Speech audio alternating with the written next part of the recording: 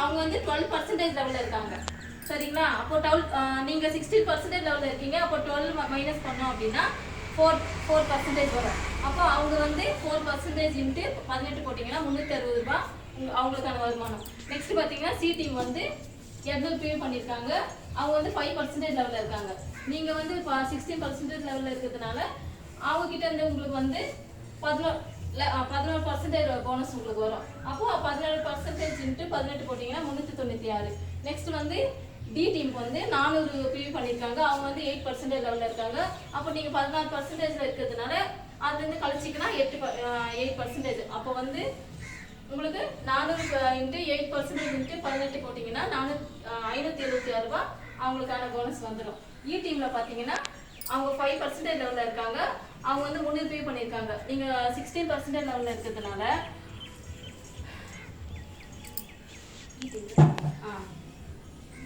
11% bonus வந்து உங்களுக்கு வரும். அப்போ 300 பிவி இன்ட்டு 11% இன்ட்டு 18 போட்டிங்கன்னா 594 ரூபா வரும்.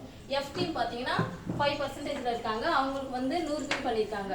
அப்போ நீங்கள் இப்போ 16% இருக்கீங்கன்னா அவங்கக்கிட்டேருந்து உங்களுக்கு 11%க்கான போனஸ் வரும்.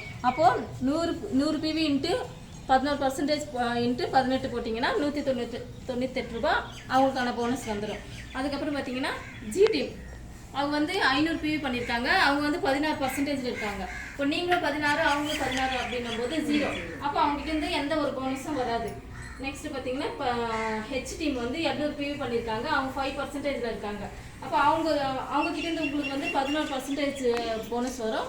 அது அவங்களுக்கான போனஸ் வந்து 396. ஐ டீம் வந்து 500 பிவி பண்ணியிருக்காங்க. அவங்க 12%ல இருக்காங்க. இப்போ அவங்ககிட்ட உங்களுக்கு வந்து 4% போனஸ் வரும். அவங்களுக்கு எவ்வளோ போகும் அப்படின்னா 360 ரூபா அவங்ககிட்ட உங்களுக்கு. இப்போ 10,000 தாண்டணும் அப்படின்னா இவங்கள வந்து பர்சன்டேஜ் குறைச்சிடலாமா? 12 வந்து 10,000 தாண்டல அது அந்த 12 வந்து 8 மாற்றிட்டாங்க. 8 அதை மாற்றிட்டாங்க. எல்லாரும் அவ்வளோ இதாக சொல்கிறாங்க இல்லையா? இப்போ